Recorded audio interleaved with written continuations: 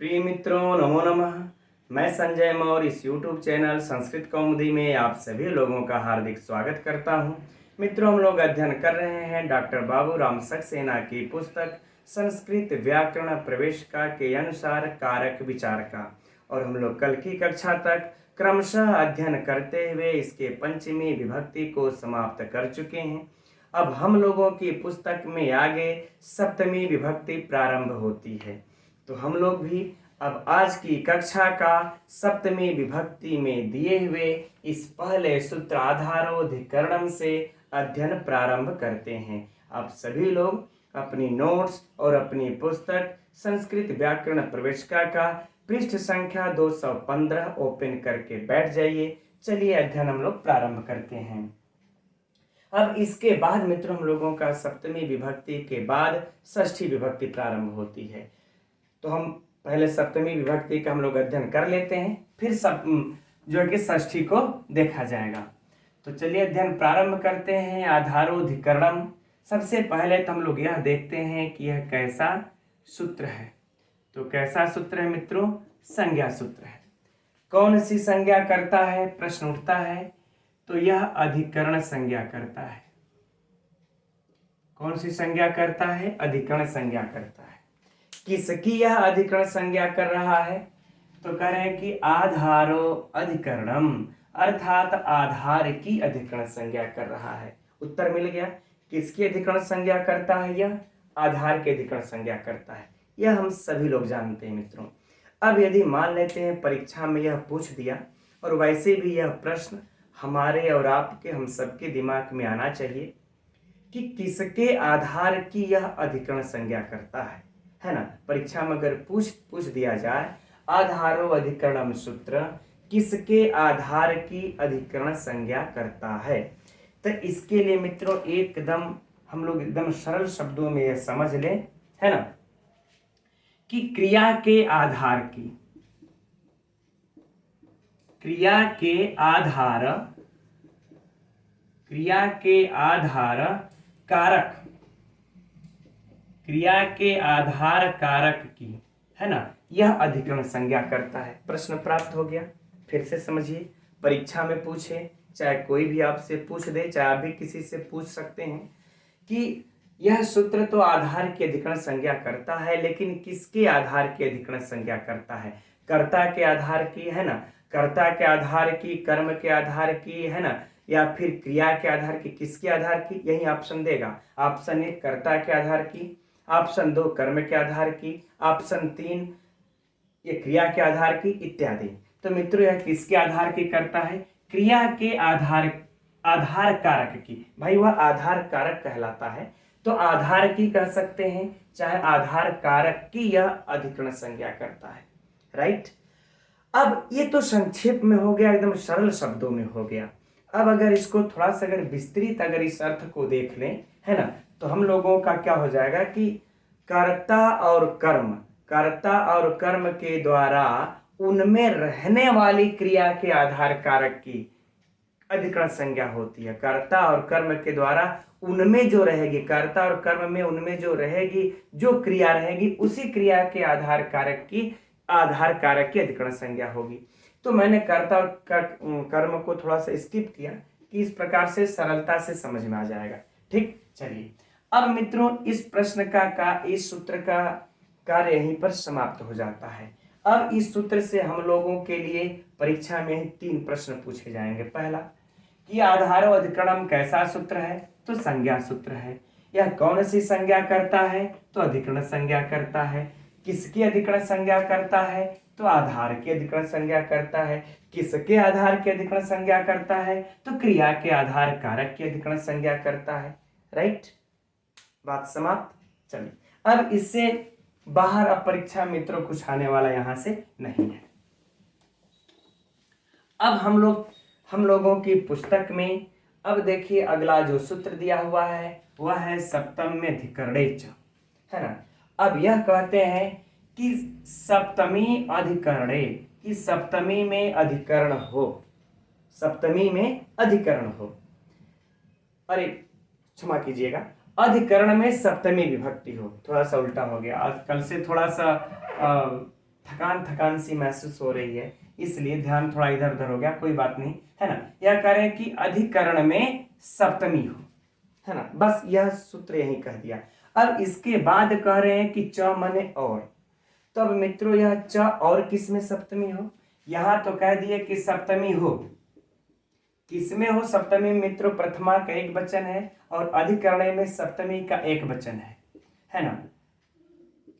तो अधिकरण में, चलिए इस प्रकार से समझ लेते हैं। अब च का अर्थ क्या हो जाएगा मित्रों, और।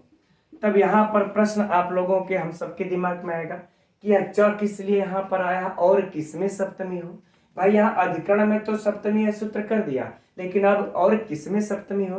तो मित्रों इस च का अर्थ हम लोग पीछे अध्ययन कर चुके हैं, यहाँ भी अध्ययन किया जाएगा, लेकिन पहले इतना को फाइनल कर लेते हैं अधिकरण में सप्तमी वाली बात को, तब इस च और किसमें सप्तमी होती है तब इसको देखा जाएगा, क्योंकि ये बड़ा ही महत्वपूर्ण परीक्षा की दृष्टि से पूछा भी जा चुका है।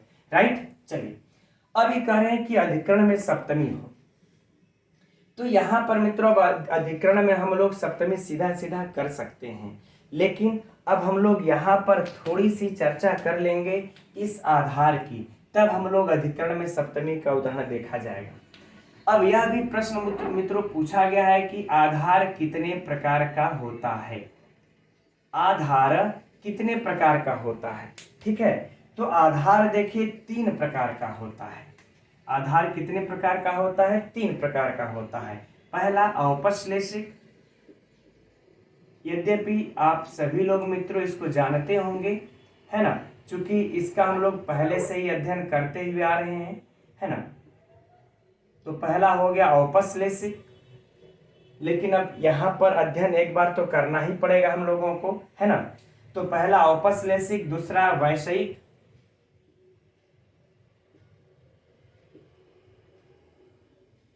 अब इसको छोड़ करके स्किप करके तो नहीं बढ़ा जा सकता। तो पहला औपश्लेषिक, दूसरा वैषयिक और तीसरा अभिव्यापक।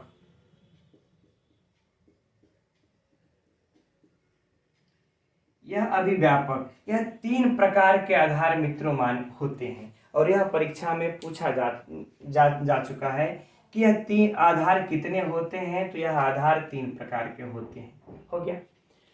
अब अच्छा एक चीज और भी हम लोगों को दिमाग में, यद्यपि ऐसा कहीं है नहीं और होना भी नहीं चाहिए, लेकिन यह हम लोग समझ लेते हैं कि ये तीनों प्रकार के आधार की अधिकरण संज्ञा होती है इस सूत्र के द्वारा। ऐसा नहीं है कि सिर्फ और सिर्फ औपश्लेषिक आधार के अधिकरण संज्ञा होगी, चाहे वैषयिक आधार के अधिकरण संज्ञा होगी ना, इन तीनों प्रकार के आधार की इस सूत्र के द्वारा अधिकरण संज्ञा हो जाती है। राइट, अब हम लोग देखते हैं मित्रों, जब 3 प्रकार के आधार हो गए तो 3 उदाहरण भी बन जाएंगे। अब चलते हम लोग तीनों प्रकार के उदाहरण को देखते हैं। तो पहला उदाहरण हम लोगों का क्या है, औपश्लेषिक। औपश्लेषिक में क्या दिया हुआ, कटे आस्ते, कटे आस्ते अर्थात मित्रों चटाई पर बैठा हुआ है। तो यहाँ पर कटे यह आधार है, इसमें औपश्लेषिक आधार है। लेकिन अब बात यह प्रश्न उठता है मित्रों कि यह औपश्लेषिक आधार हम लोग कहते किसको हैं, हम लोग औपश्लेषिक आधार कहेंगे किसको। तो देखिए इसके लिए एकदम सरल शब्दों में अगर समझा जाए तो एक तो देखिए होता है आधार, है ना, एक क्या हो गया आधार, और इस आधार और दूसरा होता है आधेय, क्या हो जाएगा आधेय। ठीक है, दूसरा हो गया आधेय। तो इस आधार और आधेय में बीच में कुछ संबंध तो होगा ना मित्रों, है ना। तो यदि इनके बीच का कुछ न कुछ संबंध तो होता ही है, कुछ संबंध होगा, उससे जुड़ा होगा, है ना। तो यदि यह आधार और आधेय का संबंध यदि कौन सा मिलता है, यदि आधार आधेय का संबंध संयोग संबंध है, चाहे हम संयोग कह लें या फिर कह लें कि भौतिक संबंध, इसको आप लोग भौतिक भी कह सकते हैं। ठीक है, चाहे वह संयोग संबंध हो चाहे भौतिक संबंध हो, कहां पर, तो आधार और आधेय के बीच में, तब वहां पर औपश्लेषिक जो है कि आधार होता है। तो अब यह औपश्लेषिक आधार हो गया। लेकिन इस सूत्र को तो औपसलेशिक हो, वैषयिक हो या अभिव्यापक हो, कोई लेना देना है नहीं, सीधा वह अधिकरण संज्ञा करना जानता है।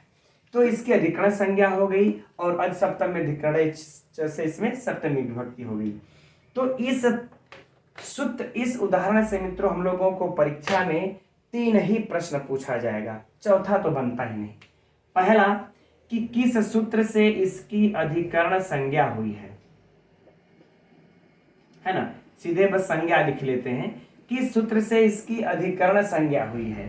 ठीक, चलिए अच्छा और लिख लेते हैं, अधिकरण संज्ञा हुई है तो मित्रों किससे हुई है, आधारो अधिकरणम से हुई है। आधारो अधिकरणम से इसकी अधिकरण संज्ञा हुई है। दूसरा प्रश्न जो इससे बनेगा, किससे इसमें सप्तमी विभक्ति हुई है। ठीक, तो किससे हुई है मित्रों, अब सप्तम में अधिकरण च, क्योंकि यह आधार, यह जब जो भी कोई, ये एक चीज यह भी नोट कर लीजिएगा कि जब भी कोई किसी की अधिकरण संज्ञा यदि करता है तो यह सूत्र तुरंत आकर के उसमें सप्तमी विभक्ति का विधान कर देगा। अतएव हमारा यह सूत्र कैसा सूत्र है मित्रों, विधि सूत्र है। कौन सा सूत्र है, विधि सूत्र है। इसकी तो चर्चा करना ही भूल गए हम लोग, है ना। चलिए, तो यह सूत्र कैसा है, विधि सूत्र है, विधान कर दिया। तो यहाँ पर सप्तमी विभक्ति का विधान किससे हो जाएगा, सप्तम में अधिकरण च है ना, इस सप्तम में अधिकरण च सूत्र से इसमें सप्तमी विभक्ति हो गई। अब तीसरा जो इससे प्रश्न यह बन जाएगा कि कटे आस्ते में, कट अर्थात चटाई पर बैठा है, तो यह चटाई वाला जो बात है इसमें इसकी कौन सा आधार है ना, इसकी कौन सा आधार है। तो मित्रों अब देखिए, जो कट है इसका संयोग भौतिक, भाई हम भौतिक आज इस पे बैठे हैं, कल उस पे बैठेंगे, फिर चेयर पे बैठ जाएंगे, बेड पे बैठ जाएंगे, क्या फर्क पड़ता है। तो यहाँ पर देखिए कट का कौन सा आधार हो जाएगा, यह औपसलेशिक आधार। तो यह हो जाएगा हम लोगों का तीसरा प्रश्न, इन दोनों में कौन सा आधार है, इस चटाई की तो औपसलेशिक आधार। अब यही 3 प्रश्न मित्रों इससे बनते हैं कि कटे की किस सूत्र से अधिकरण संज्ञा हुई, तो आधारो अधिकरणम से। किस सूत्र से इसमें सप्तमी विभक्ति हुई, सप्तम में अधिकरण च से। किस और इसमें कौन सा आधार है, तो औपसलेशिक आधार है। चौथा प्रश्न इसका नहीं बनता मित्रों। ठीक, अब हम लोग बढ़ते हैं आगे। अच्छा, आगे के बढ़ने से पहले एक चीज और बताना चाहेंगे यहाँ पर, यद्यपि सरल है, महत्वपूर्ण है, लेकिन हो सकता है पूछे चाहे ना पूछे, लेकिन जानते रहिए, है ना। ये कहते हैं कि ये संयोग के अर्थ में नहीं, बल्कि अगर सामीप्य रहेगा तो भी, अगर सामीप्य अर्थ रहेगा तो भी सामीप्य में भी औपसलेशिक वाले में औपसलेशिक के अंतर्गत आ जाता है ना, सामीप्य। जैसे कहते हैं कि गुरव वसति, है ना, इसको बस इस प्रकार से देख लीजिए, ज्यादा इसमें हम लोगों को झंझट नहीं पालना है।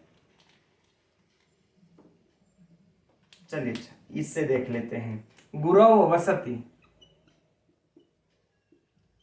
गुरव वसति, है ना। अब देखिए इसका क्या हो जाएगा मित्रों कि गुरु के पास रहता है ना, गुरु के समीप रहता है। तो यहाँ देखिए सामीप्य है ना, तो ये समीप्य वाला भी जो है औपसलेशिक में ही आएगा।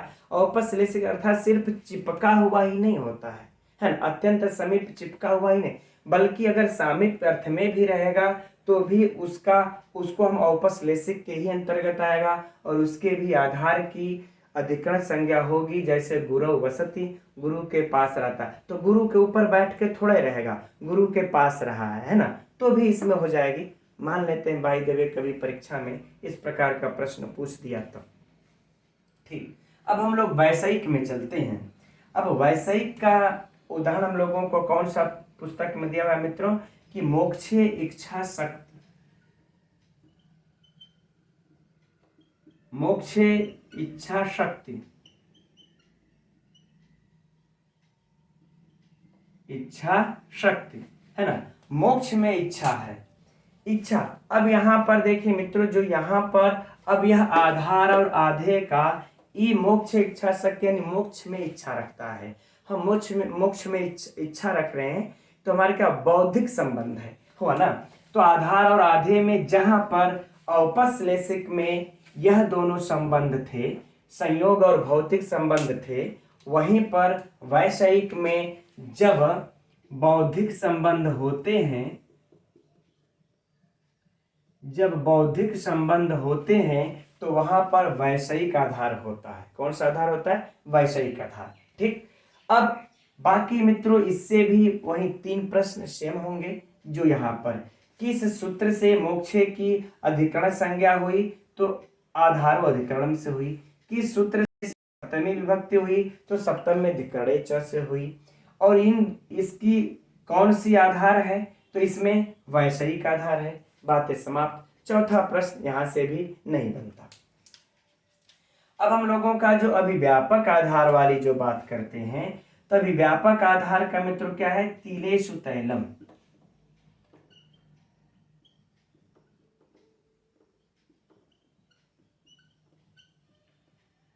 अब देखिए तिलेषु तैलम की जो बात करते हैं हम लोग, तो देखिए अब यहां पर आधार और आधेय का क्या बात होगा?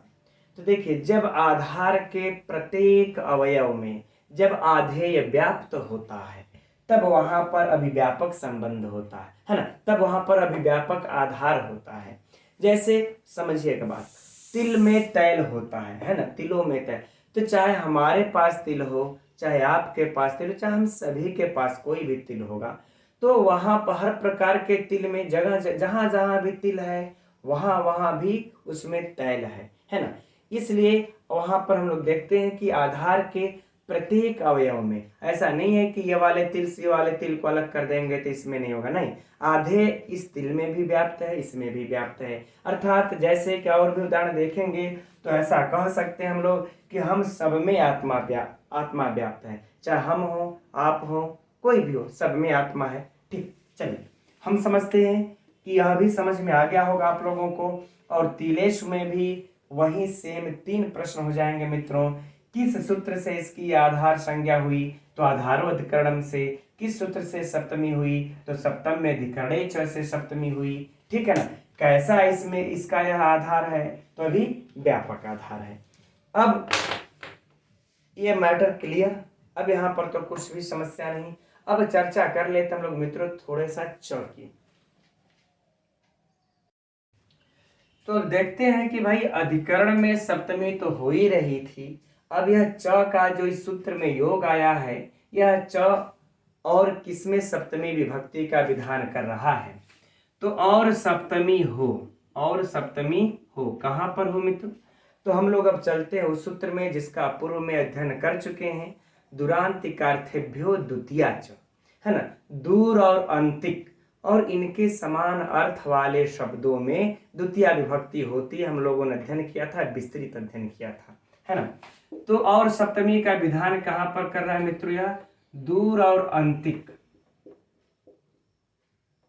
दूर और अंतिक इन सब और यह और इनके समान अर्थ में जितने भी यानी जो शब्द आएंगे सब में जो है यह सप्तमी विभक्ति। और सप्तमी कहाँ हो? दूर और अंतिक और इसके समान अर्थ में आने वाले हर शब्दों में हो जाए। ठीक, बस यही कह दिए। अब मित्रों दुरांतिकार्थेभ्यो द्वितीया च से हम लोगों ने, अच्छा इसका उदाहरण पहले देख लेते हैं फिर उसको देखते हैं। तो उदाहरण क्या है? वनस्य, है ना, वनस्य दूरम दूरेण दूरात, और क्या हो जाएगा? दूरे, है ना। चूंकि हम लोग पहले ही दुरांतिकार्थेभ्यो द्वितीया च सूत्र से इसमें हम लोग यह दूरम में द्वितीया, दूरेण में तृतीया, दूरात में पंचमी कर चुके थे। यह 3 पहले से ही हो चुका था। अब देखिए आ जाता है दूरे, अर्थात यह च के योग के कारण इस दूर में कौन सी विभक्ति हो जाएगी मित्रों?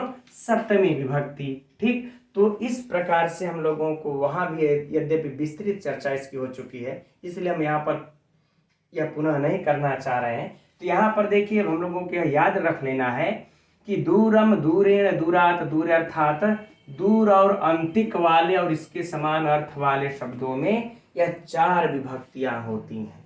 कौन सी विभक्तियां हो जाती हैं? 4, 2, 3, 5, 7, राइट। चलिए अब बस यही इसका मुख्य उद्देश्य था मित्रों, और इससे ज्यादा कुछ नहीं है। ठीक है, अब हम लोग बढ़ते हैं आगे। अब आगे क्या दिया हुआ, वार्तिक है ना, उस पर उधर चलते हैं। तो अब आगे यह वार्तिक है, देखते हैं इस वार्तिक को। कतश्चन विषयस्य कर्मण्युपसंख्यानम। यह वार्तिक क्या कर रहा है, सबसे पहले इस चीज को हम लोग अपने माइंड में लाते हैं। तो यह वार्तिक देखिए सीधे सीधे सप्तमी विभक्ति का विधान कर रहा है। क्या कर रहा है, सप्तमी विभक्ति का विधान कर रहा है। ठीक है ना। तो चूंकि वार्तिकों पर भी यह समझना मित्रों आवश्यक होता है, क्योंकि कुछ वार्तिक संज्ञा भी करते हैं, कुछ वार्तिक सीधे विधान कर देते हैं विभक्तियों का। तो यह देखिए सीधे सीधे सप्तमी विभक्ति का विधान कर रहा है।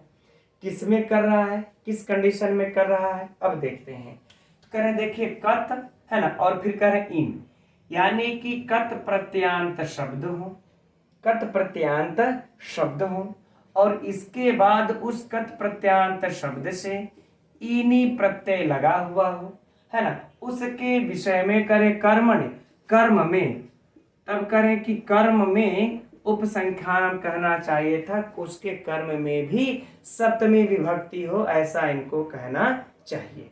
राइट।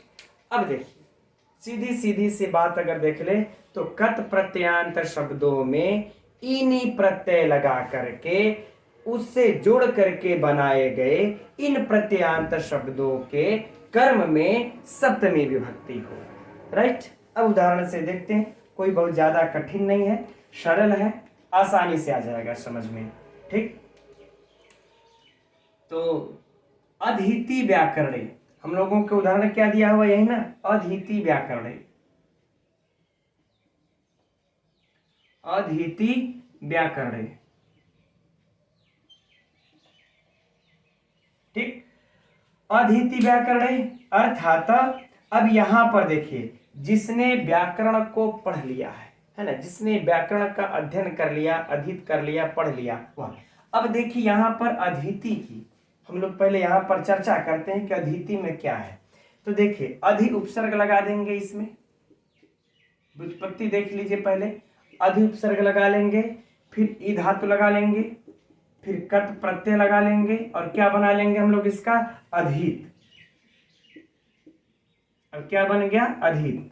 अब देखिए ये वाला कंडीशन पूरा हुआ ना कि यह कत प्रत्यांत शब्द है, तो पहला वाला कंडीशन पूरा, कह रहे हैं कि कत प्रत्यांत शब्द होना चाहिए, तो अधि इकत अधित बन गया। अब इस कत प्रत्यांत शब्द से, अब कह रहे हैं कि इस कत प्रत्यांत शब्द से इनी प्रत्यय होना चाहिए। कौन सा प्रत्यय होना चाहिए, इनी प्रत्यय होना चाहिए, है ना। अब इन प्रत्यय यदि हम कर लेते हैं क्या बन जाता है मित्रों, हमारा अधीतिन, लेकिन हम लोग सब कुछ करके क्या कर लेंगे, अधीति, है ना। अब बन गया हम लोगों का अधीति। तो अब यह देखिए दोनों कंडीशन पूरा ना, कि कत प्रत्यांत के अधीत में इनी प्रत्यय लगा करके हम इसको इन प्रत्यांत बना लेते हैं, अधीति। अब इस अधीति का जो कर्म है व्याकरण, कि व्याकरण को पढ़ लिया, व्याकरण को पढ़ लिया। तो यहां पर मित्रों सीधा सीधा कहीं नहीं भटकना, कहीं नहीं जाना, इसी कतश्चन विशेष कर्मण्य उपसंख्यानम से यहां पर सीधे सीधे इसी से क्या हो जाएगा, सप्तमी विभक्ति, क्योंकि इसके कर्म में यह सप्तमी विभक्ति करता है, इसी वार्तिक के द्वारा हो रही है। ठीक। अब इसमें परीक्षा के लिए प्रश्न की चर्चा कर लेते हैं, सुन लेते हैं। अधीति व्याकरण में किस सूत्र से या वार्तिक से सप्तमी हुई है, तो कतश्चन विशेष कर्मण्य उपसंख्यानम से वार्तिक सप्तमी हुई है। अधीति कैसा शब्द है, अधीति कैसा शब्द है, तो कत प्रत्यांत से इन प्रत्यय लग करके बना हुआ इन प्रत्यांत शब्द है। अगला प्रश्न अब सुनिए कि कत प्रत्यांत के से शब्दों से इन प्रत्यय लग करके जब बनता है तो ऐसे शब्द के कर्म में कौन सी विभक्ति होती है। बस ऐसे ही मित्रों परीक्षा में पूछा जा सकता है ना। ये सब छोड़ दीजिए, ये सब छोड़ दीजिए, बस इतना ही पूछा जाएगा कि कत प्रत्यांत शब्द से के बाद कत प्रत्यांत शब्द में इन प्रत्यय लगकर बने हुए इन प्रत्यांत शब्द के कर्म में कौन सी विभक्ति होती है? तो कौन सी होती है मित्रों? सप्तमी होती है। ठीक, बस अब इसके से ज्यादा मित्रों इसमें कोई वैसा प्रश्न नहीं है जो परीक्षा में पूछा जाएगा। अब आगे पुनः एक वार्तिक है, देखते हैं उसको। तो अगला वार्तिक है मित्रों साधु साधु प्रयोगे च। एकदम सरल सा वार्तिक है, कोई इसमें झंझट नहीं है। यह कह रहे हैं कि साधु और असाधु के प्रयोग में भी क्या च मने और सप्तमी हो। अर्थात मित्रों यह जो वार्तिक है यह भी सीधे सीधे सप्तमी विभक्ति का विधान कर रहा है। कोई भी हमको संज्ञा इत्यादि कहीं भी झंझट में नहीं पड़ना है ना। क्या कह रहा है? यह कह रहे कि साधु, है ना, और कह दे रहा है असाधु। ठीक, अर्थात साधु और असाधु के प्रयोग में सप्तमी विभक्ति हो। उदाहरण देखते हैं। कृष्ण साधु मातरि, है ना। कृष्ण अपनी माता के लिए सज्जन है। क्या है? कृष्ण अपनी माता के लिए सीधा है, सज्जन है, भला है, कुछ भी कह ले। अब यहाँ पर मित्रों जो साधु शब्द आया है इसके प्रयोग में होने के कारण यहाँ पर मातरि में कौन सा विभक्ति हो गया? सप्तमी विभक्ति, है ना। कौन सी विभक्ति? सप्तमी विभक्ति। किस वार्तिक से मित्रों? सीधा इसी साधु साधु प्रयोगे से, सीधा इसी से हो जाएगी और हम लोगों को कहीं भी भटकना नहीं है ना। साधु साधु प्रयोगे से। ठीक, अब आगे है कि असाधु मातुले।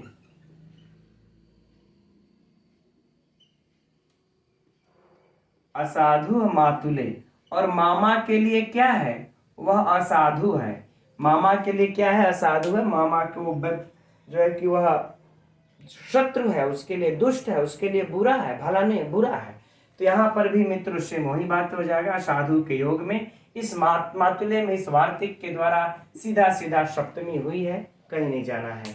तो यहाँ पर हम लोगों को मित्रों परीक्षा के लिए बस यही दो बातें ध्यान में रखनी है कि इसमें जो ये मातरि शब्द दिख रहा है इसमें और जो मातलु दिख रहा है, मातुले दिख रहा है इसमें सीधा इसी सूत्र से सप्तमी हो रही है, बाकी कुछ नहीं।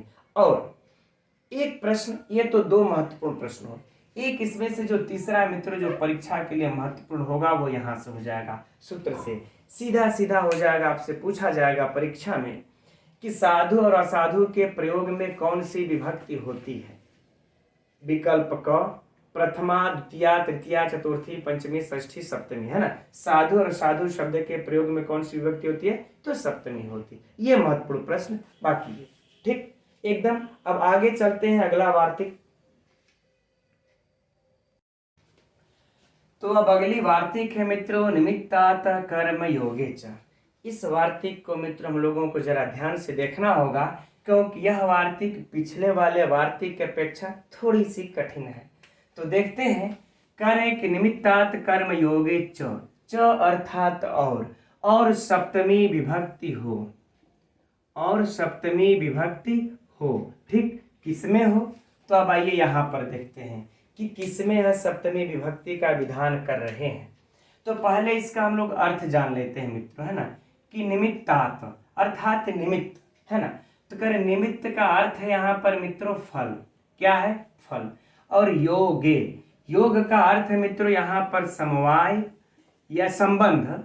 योग का अर्थ है संबंध, अर्थात समवाय या फिर संयोग संबंध, समवाय या फिर योग संयोग संबंध, ये इसका अर्थ है। तो कह रहे हैं कि इसके इसी फल में ही, कह रहे इसी फल में ही सप्तमी हो। कहाँ पर सप्तमी हो? कह रहे इसके फल में सप्तमी हो, लेकिन शर्त रखते हैं कि फल में निमित्त में कब सप्तमी होगी? करें जब इस फल का इस कर्म के साथ, है ना, इस कर्म के साथ समवाय या संयोग संबंध होगा। अर्थात फल का कर्म के साथ जब समवाय या संयोग संबंध होगा तभी इसके फल में सप्तमी विभक्ति होगी, अन्यथा नहीं होगी। समझ में आ गया? अब इसके लिए मित्रों उदाहरण भाष्यकार पतंजलि इसके लिए 4 उदाहरण देते हैं, चारों परीक्षा की दृष्टि से महत्वपूर्ण है।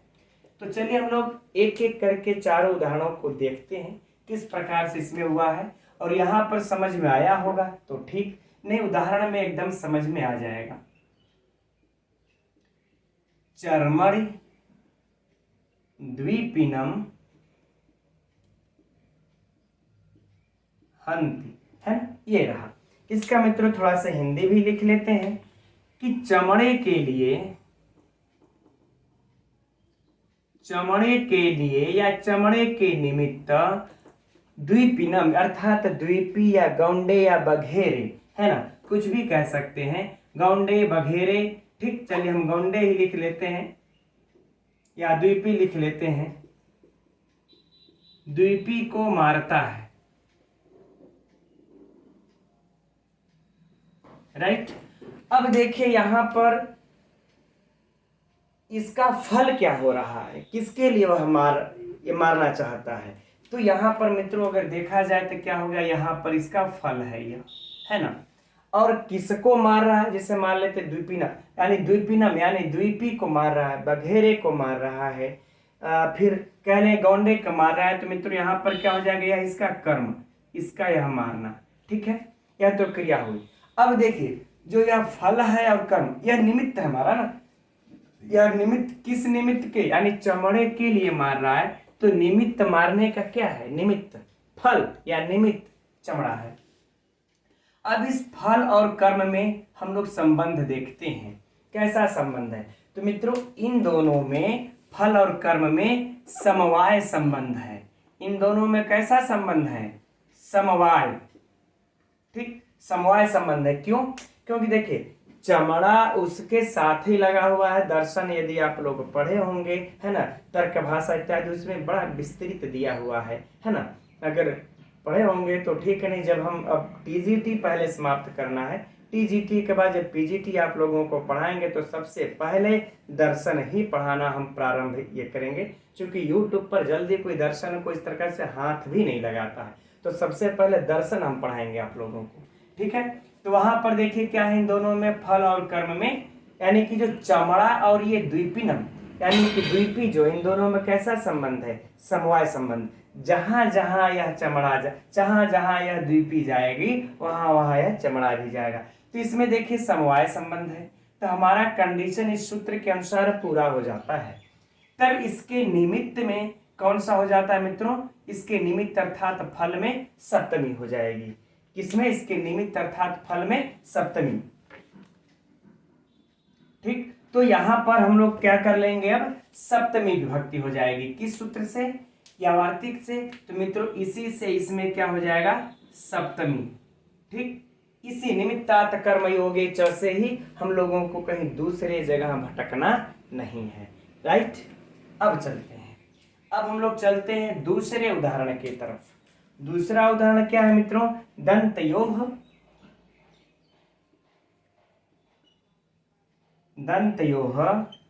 हन्ति कुंजरम।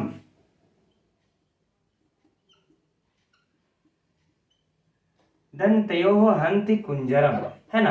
अब यहां पर क्या हो जाएगा मित्रों कि दांतों के लिए, है ना, दांतों के लिए हाथी को मारता है, दांतों के लिए हाथी को मारता है ना, ठीक। दांतों के लिए हाथी को मारता है। तो दांतों के लिए मित्रों निमित्त क्या है, दांत, हाथी को मारने का। अब हाथी या कुंजरम, इस हाथी को, हाथी हमारा क्या है यहाँ पर कर्म, इस कर्म को मारने का निमित्त क्या है मित्रों, ये दंत, है ना, यह हमारा क्या हो जाएगा, फल। यह क्या हो गया हमारा, फल या फिर निमित्त। तो इस निमित्त में, इस निमित्तात कर्म योगे से जो है सप्तमी विभक्ति हो गई। क्यों, क्योंकि इस फल का इस कर्म के साथ, है ना, हाथी को मारता है। तो इस कर्म के साथ मित्रों यहाँ पर इनका कौन सा संबंध है, समवाय संबंध, क्योंकि हमेशा दांत हाथी से जुड़ा ही होता है ना। तो यहाँ पर क्या हो जाएगा मित्रों, समवाय संबंध इसका भी हो जाएगा। और यहाँ पर इसी वार्तिक से दंतयोः में सप्तमी का द्विवचन, चूंकि द्वि दांत होते हैं हाथी को ना, तो सप्तमी का द्विवचन लगा करके दंतयोः कर लेंगे। अब तीसरा इसका उदाहरण क्या दिया हुआ है मित्रों, यहाँ पर केशेषु चमरी महंती, है ना, केशेषु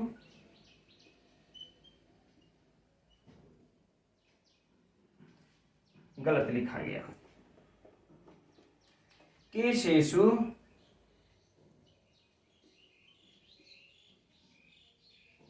चमरी हंती, है ना। अब यहाँ पर क्या हो जाएगा, वही चीजें, अब हिंदी लिखने की विशिष्ट आवश्यकता नहीं है। केशेषु अर्थात बाल के लिए चमरी गाय को मारता है ना। चमरी गाय जिसके बाल बड़े सुंदर होते हैं, हम लोगों का मेघदूतम इत्यादि में इसकी चर्चा भी हो चुकी है ना। बाल एकदम बिना शैम्पू किए ही, कंडीशनर किए ही बड़ा सिल्की सिल्की दिखते हैं उनके बाल, और उसी का जो है कि चंवर बनता है। तो चंवर जब उस गाय को बनाएंगे तो उस गाय को मारेंगे तब ना चावल इत्यादि हम बनाते हैं, जो डंडी में बांध करके इस तरह से चलाते हैं। तो वही कह रहे हैं कि केशेषु किसके लिए मारता है मित्रों, तो यहाँ पर क्या हो जाएगा कि बाल के लिए मारता है। तो बाल हमारा फल और यह चमड़ी हमारी गाय, है ना, इन कर्म हुई, इन दोनों में समवाय संबंध है, अतएव यहाँ पर केशेषु में इसी से सप्तमी विभक्ति हो गई। अब चलिए हम लोग फटाक दे चौथा उदाहरण भी इसका देख लेते हैं। अब चौथा उदाहरण क्या है इसका, है ना। चौथा उदाहरण मित्रों शिम्नी पुष्कलको होता है ना।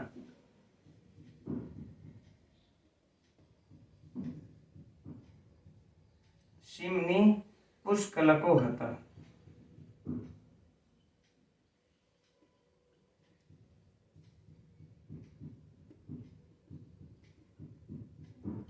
शिम्नी पुष्कलको होता है ना, अर्थात शिम्नी अंडकोश के लिए, है ना। शिम्नी अर्थात अंडकोश के लिए, कस्तूरी के लिए, पुष्कलका अर्थात कस्तूरी मृग को मारा गया, है ना, हता है तो मारा गया, ठीक। तो अब पुष्कलक अर्थात आप लोग जानते होंगे मित्रों, जो कस्तूरी मृग होता है उसके नाभि अर्थात अंडकोश में ही वह कस्तूरी होता है, जो अत्यंत सुगंधित पदार्थ होता है। अब उसके लिए इसको अगर मार रहा है मित्रों, तो फल हमारा क्या होगा, शिम्नी अंडकोश। अब इसमें बाकी उसी तरीके से प्रक्रिया करके सप्तमी विभक्ति हो जाएगी, ठीक। अब यहाँ पर एक प्रश्न उठता है कि यहाँ पर कौन सी विभक्ति प्राप्त हो रही थी जिसके लिए इनको ऐसी बातें कहना पड़ा। तो मित्रों यहाँ पर चाहे हम इस चर्मण की बात कर लें, चाहे हम इस चर्मण की बात कर लें, चाहे हम दंतयोः की बात कर लें, चाहे केशेषु की बात कर लें, और चाहे शिम्नी की बात कर लें, इन सभी में किससे, एकदम नोट कर लीजिएगा मित्रों कि हेतव से तृतीया प्राप्त थी। क्या प्राप्त थी, तृतीया, है ना। हेतव से तृतीया प्राप्त थी, क्योंकि निमित्त के योग में जिस कारण के लिए कार्य किया जाता है ना निमित्त में, तो उसमें तृतीया हो रही थी। लेकिन इस तृतीया विभक्ति का बाद करके, इस तृतीया विभक्ति का बाद करके ये हमारा वार्तिक निमित्तार्थ कर्म योगे च, इन सभी में क्या कर दिया, सप्तमी विभक्ति कर दिया, राइट। चलिए यहां तक तो समझ में आ गया। लेकिन यह संबंध देखिए, इन्होंने समवाय संयोग संबंध हो तभी सप्तमी हो, ऐसा इन्होंने क्यों कहा। एक प्रति उदाहरण में हम लोगों को बड़ा फेमस है जो प्राप्त होता है, क्या कि वेतनेन, यह प्रति उदाहरण है, लिख लीजिएगा प्रति उदाहरण इधर, वेतनेन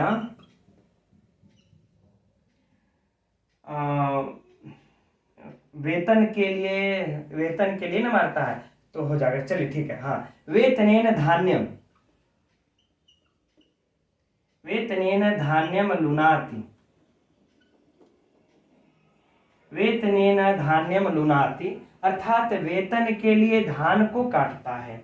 अब मित्रों वेतन के लिए धान को काटता, हमें पैसा दे रहे हैं, हमको वेतन चाहिए, हम 2 दिन 4 दिन 10 दिन धान को काटेंगे, ठीक है। तो अब ये जो निमित्त है, अर्थात यहाँ जो हम लोगों का यह फल है, इस फल में और जो धान को काटना है इस कर्म में ऐसा न समवाय संबंध है न संयोग संबंध है, कोई ऐसा संबंध नहीं प्राप्त होता है। और जब हमको ऐसा संबंध प्राप्त नहीं होगा तब हम फल में उस हेतव सूत्र से ही, इसी हेतव सूत्र से ही हम यहाँ पर क्या कर देंगे, तो यहाँ पर हम तृतीया विभक्ति कर देंगे। इसी हेतव सूत्र से ही हम यहाँ पर तृतीया कर देंगे, क्योंकि फल, निमित्त और कर्म में यह समवाय या फिर संयोग संबंध हमको प्राप्त नहीं होता। अतएव हम दोनों में यहाँ पर व्यतिरेक में तृतीया कर देंगे हेतु से। आगे बातें समझ मित्रों, जब यह रहेगा तभी होगा, अन्यथा नहीं होगा। ठीक है मित्रों, अब थोड़ी सी तबीयत मित्रों कल शाम से ही थकी थकी सी मेरी लग रही है, यद्यपि कल शाम को इसी कारण से पढ़ाने की इच्छा भी नहीं हुई। अब इतना दिमाग या शरीर थका हुआ था कि देखिए कल, हाँ एक चीज़ शुद्ध कर लीजिएगा कि कल मैंने वाचांश में जो बताया था षष्ठी का बहुवचन, वहाँ पे द्वितीया का बहुवचन होगा। तो जो लोग कल इसको अगर नहीं ध्यान दिए होंगे तो उसको ध्यान दे करके शुद्ध कर लीजिएगा। दिमाग थका रहता है मित्रों, तो कभी कुछ कहने को कुछ दिमाग में कुछ चलता है, मुंह से कुछ निकल जाता है, और हम बड़े प्रसन्न होते हैं कि ऐसी पर आप सभी विद्वज्जन मिल करके हमको इंगित करते हैं कि सर यहाँ पर आपने ये कहा, थोड़ा सा स्पष्ट कीजिए। ठीक है, तो अच्छा लगता है। तो मित्रों थोड़ा सा शरीर थका हुआ है, दिमाग भी थका हुआ है, लेकिन अब हम छोड़ देंगे इस कारण से, तो अब कितने दिन इस तरह से छोड़ेंगे, यह तो रोजाना का है, मशीन की तरह चलना ही है। तो ठीक है, इसलिए यहीं तक रहने देते हैं। अब आगे हम लोग यतश्चाद्धो निर्माणम तत्र कल्प पंचमी का अध्ययन किया जाएगा। यतश्चाद्धो निर्माणम तत्र, है ना, सोमवार, चूंकि कल जो है मित्रों रविवार, और कल हम लोगों का चलेगा मैराथन क्लास समय 11 बजे से, तो आप सभी लोग तैयार रहिएगा। ठीक है मित्रों, अब मिलते हैं हम लोग आज शाम को इस किरातार्जुनीयम की कक्षा के साथ। तब तक के लिए नमो नमः।